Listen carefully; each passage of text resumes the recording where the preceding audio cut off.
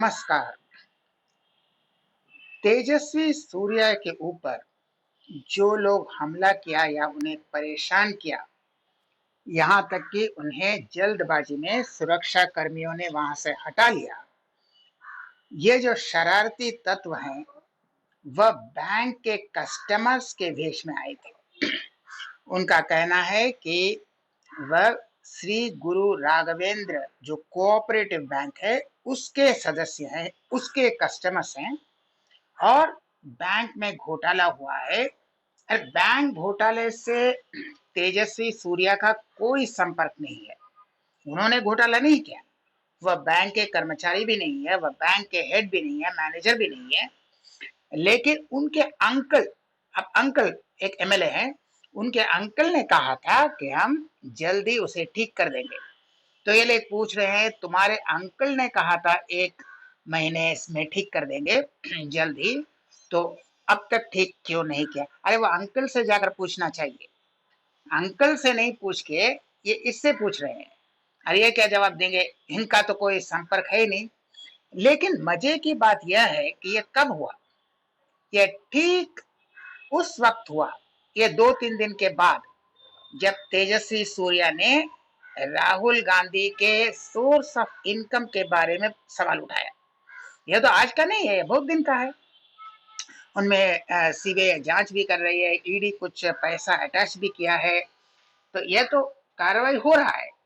लेकिन मजे की बात है कि जैसे ही तेजस्वी सूर्या ने कहा कि मेरा एक एक पैसा अकाउंटेड है, कोई ब्लैक मनी नहीं है, मेरा जो सैलरी मिलता है, चाहे एमपी के रूप में हो या मेरी फर्म जो है उसमें से मैं जो सैलरी उठाता हूँ, मैंने कभी सोना नहीं खरीदा, कभी गाड़ी नहीं खरीदी, कभी कोई घर या जमीन नहीं खरीदा। उसका एक एक पैसा ठीक म्यूचुअल फंड में या दूसरे कहीं शेयर्स एंड स्टॉक्स में ठीक तरह से इन्वेस्टमेंट करता हूँ। और कहाँ इन्वेस्ट किया है, कितना इन्वेस्ट किया है, कितना उसका मुनाफा हुआ है, पूरा मेरा अकाउंटेड है और पूरा टैक्स पेड है। राहुल गांधी के पास क्या है? यह सवाल जैसे ही उठाया, उसके ठीक 2-3 दिन बाद यह हमला होता है। इसके पहले नहीं हुआ।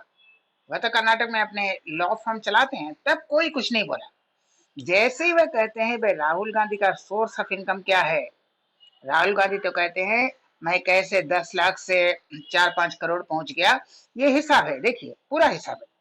मैंने कितना सैलरी पाया, कितना टैक्स दिया, कितना इन्वेस्ट किया, कितना म्यूचुअल फंड में, कितना शेयर्स एंड स्टॉक्स में, कितना सिस्टमेटिक इन्वेस्टमेंट प्लान में, और कितना कितना मुनाफा हुआ, और उसका पूरा ब्यौरा भी है, डिटेल्स भी है, और उसका पूरा टैक्स पे किया हुआ है। एक पैसा इधर उधर नहीं है, पूरा हिसाब देखिए।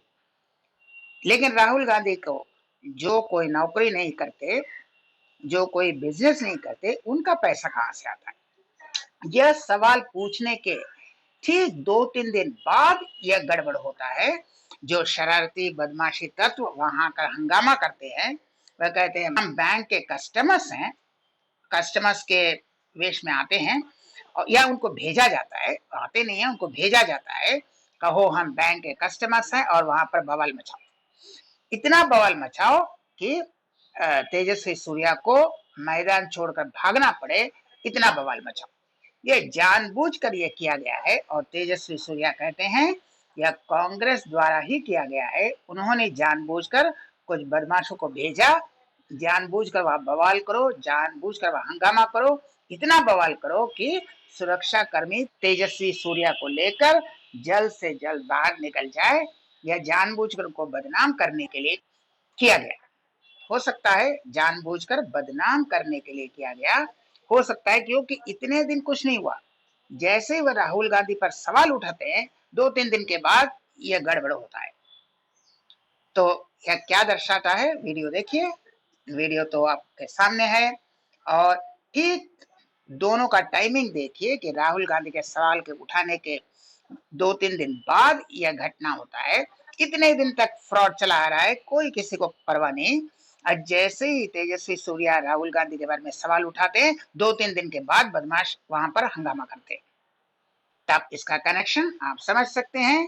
यानी समझ में आता है कि राहुल गांधी हारने वाले हैं, उन्होंने हार मान लिया है, इसीलिए आप सीधे तरह से जीत नहीं सकते, तो किस तरह से ऑपोजिशन को बदनाम किया जाए, यही षड्यंत्र चल रहा है।